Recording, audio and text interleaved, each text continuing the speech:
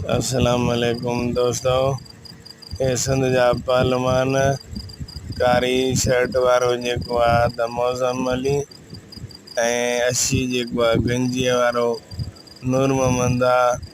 इन्हनि जो सख़्तु मुक़ाबिलो आहे। ॾिसूं जेको आहे त केरु थो मलहम मारे। ही मुक़ाबिलो हली रहियो आहे, ॾिसी सघो था। बाक़ाइदे मुक़ाबिलो हले थो। ॾिसूं साईं छा थो थिए। अशी शर्ट वारा, कारी शर्ट वारा, हिमत हिमत ॾिसूं छा थो थिए। अशी वारो दा किरी पियो। जेको आहे मौज़म अली चनो खटी वियो दा। ओए हो दसिजी वियो मुक़ाबिलो। मौज़म अली चनो खटी वियो।